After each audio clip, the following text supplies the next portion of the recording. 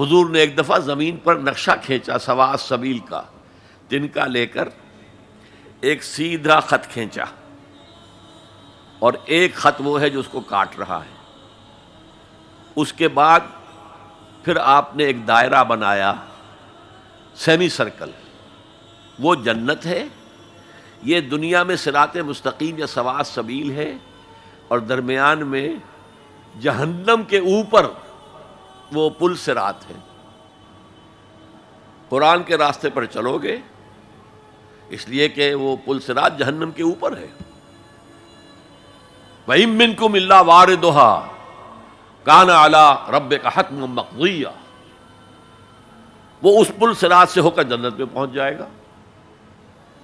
اور انسانی عقل کے نتیجے میں سوچو گے تو وہ لیفٹ سے شروع ہو کر اس خط کو کاٹتا ہوا وہ رائٹ کی انتہا کو پہنچ جائے گا۔ معلوم ہو ہم تو آسمان سے گرے اور کھجور میں اٹک گئے، پھر واپس آئے گا، چونکہ اللہ کی کتاب کو رہنما نہیں بنایا، پھر اس خط مستقیم کو کاٹتا ہوا اب وہ پھر لیفٹ کو پہنچ جائے گا۔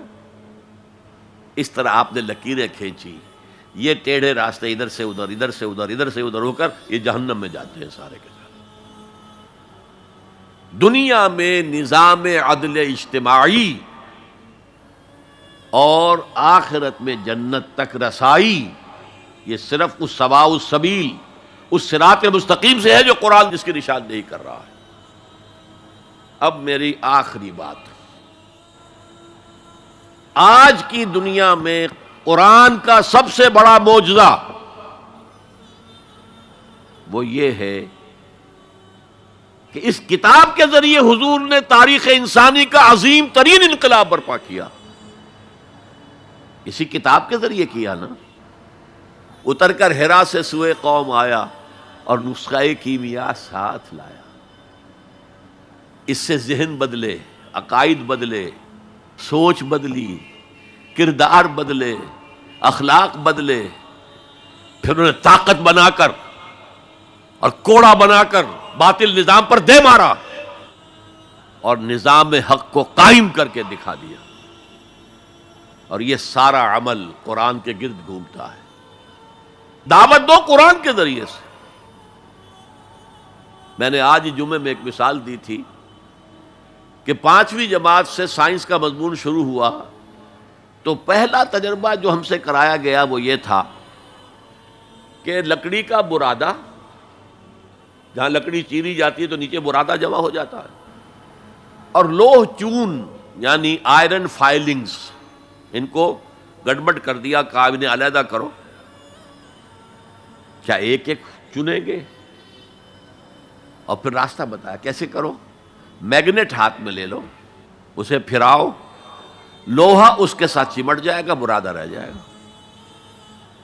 اس معنی میں قرآن وہ میگنیٹ ہے جو سلیم الفطرت انسانوں کو کھینچ لیتا ہے۔ کوئی معاشرہ سلیم الفطرت انسانوں سے خالی نہیں ہوتا۔ حضور پر ایمان لانے سے پہلے بھی ابو بکر نہ کبھی شرک کیا، نہ کبھی زنا کیا۔ حضور کی بعثت سے پہلے حضرت عمر کے بہنوئی کے والد سعید ابن زید کے والد زید ابن عمرو ابن نفیل، انہوں نے بھی کبھی شرک نہیں کیا، کبھی کوئی غلط حرکت نہیں کی، اور کعبے کے پردے کو پکڑ پکڑ کر کہتے تھے اے اللہ میں صرف تیری بندگی کرنا چاہتا ہوں، میں کیسے کروں مجھے معلوم نہیں ہے۔ حضور کی بعثت سے پہلے ان کا انتقال ہو گیا، لیکن باپ کی کیفیت یہ تھی جس سے کہ سعید ابن زید ایمان لائے ہیں اور وہ عشرہ مبشرہ میں شامل ہوئے ہیں، اور ان کی زوجہ فاطمہ بنت خطاب کے ذریعے سے عمر کو ایمان ملا ہے۔ تو یہ سلیم الفطرت لوگوں کو کھینچنے کا ذریعہ ہے۔ پھراؤ اسے، عام کرو، عام کرو، درس قرآن عام کرو، عام کرو، عام کرو، یہ سلیم الفطرت لوگوں کو کھینچ لے گا۔ پھر ان کا تزکیہ کرو، تزکیہ بھی قرآن سے ہوگا۔ تزکیے کے بھی ہم نے نمل کچھ پلوٹائنس نیو پلیٹونزم سے کچھ چیزیں سیکھ لی ہیں، کچھ ہندوؤں کی تپسیائیں سیکھ لی ہیں، لیکن قرآن کو تزکیے کا ذریعہ نہیں بنایا۔ صوفی پشمینہ پوش و حال مست، از نوائے شعلہ قوال مست، در نمی سازد بقرآن محفلش. قرآن سے اس صوفی کی محفل خالی ہے، وہاں قوال کے اس سے حال آ رہا ہے، حال آ گیا، قوال کے شعر سے حال آ گیا.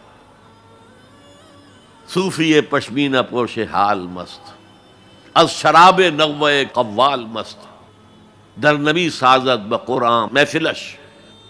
قرآن کے ساتھ در سازی نہیں.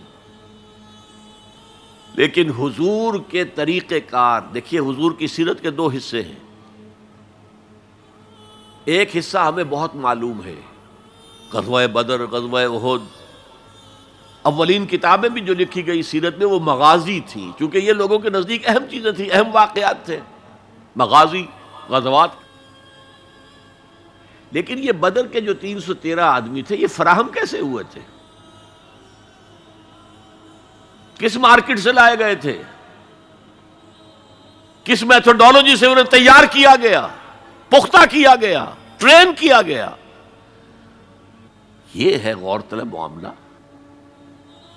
قرآن نے جہاں وہ بات جو پہلے کہہ چکا ہوں، هو الذی ارسل رسولہ بالہدی ودین الحق لیظہرہ علی الدین کلہ، وہی ہے اللہ جس نے بھیجا اپنے رسول کو صلی اللہ علیہ وسلم الہدا دے کر، قرآن حکیم اور دین حق دیا ہے، نظام دیا ہے، معتدل نظام دیا، عادلانہ نظام دیا، سسٹم آف سوشل جسٹس دیا، تاکہ اسے غالب کرے، قائم کرے.